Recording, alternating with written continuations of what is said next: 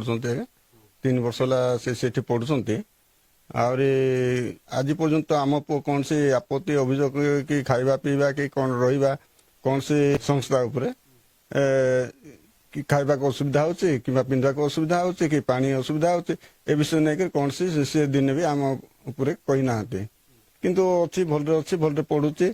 ଆଉ ଯୋଉ ଆମର ସାର୍ ଅଛନ୍ତି ସାମନ୍ତ ସାର୍ ଅଛନ୍ତି ସାମନ୍ତ ସେ ମଧ୍ୟ ମଝିରେ ମଝିରେ ଯାଇକରି ସବୁ ତଦାରଖ କରୁଛନ୍ତି ପିଲା ଛୁଆ ମାନଙ୍କ। ଆଉ ଯୋଉ ଆମର ଆପତ୍ତି ଅଭିଯୋଗ ଯୋଉ ଆମର ଆଦିବାସୀ ମାନଙ୍କ ଉପରେ ଯୋଉ ଆପତ୍ତି ଅଭିଯୋଗ ଅଛି ସାରଙ୍କ ଉପରେ ଏଇଟା ସମ୍ପୂର୍ଣ୍ଣ କହିବାକୁ ଗଲେ ମିଥ୍ୟା ଅଭିଯୋଗଟା।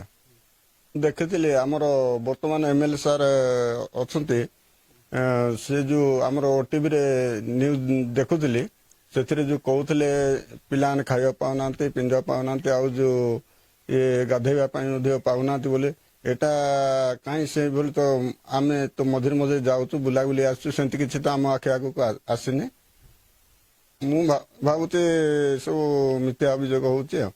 ହଁ ଆମେ ତ ଆଜ୍ଞା ଗରିବ ଶ୍ରେଣୀର ଲୋକ। ଆମ ପୁଅକୁ 10ମ ପାସ୍ କଲା ପରେ ଖଜିପଡ଼ା କଲେଜରେ ନାଁ ଲେଖିଲି +2 ଯାକ ସେଇଠି ପଢିଲା। ତାପରେ ପଇସା ପତ୍ର ଅଭାବ ଯୋଗୁଁ ବୋଲିକି ମୁଁ ଆହୁରି ଅନ୍ୟ ସ୍କୁଲରେ ନାଁ ଲେଖାଇ ପାରିଲି ନାହିଁ। ତେଣୁକରି ଗୋଟେ ବର୍ଷ ରହିଗଲା ପରେ କିନ୍ତୁ ସାର୍ଙ୍କୁ କୁହା କହିକରି ସେଟା ଆଉ ଥରେ ସେ ଆମ ପୁଅକୁ ଆଡମିସନ କରାହେଲା। ସେ 3 ବର୍ଷ ହେଲା ଏଇ ବର୍ଷ ସହିତ ସେ ସେଠି ପଢୁଛି ଆଉ। ସାର୍ଙ୍କୁ ଏଇଟା ଗୋଟେ ଜାଲ କରିବା ପାଇଁ ଗୋଟେ ଏଇଟା ପ୍ରସ୍ତୁତ ଚଳାଇଛନ୍ତି କ'ଣ ଏଭଳିଆ ଯଦି ହୁଏ ଆମର ଆଦିବାସୀ କୁଳ ମଧ୍ୟ ଆମେ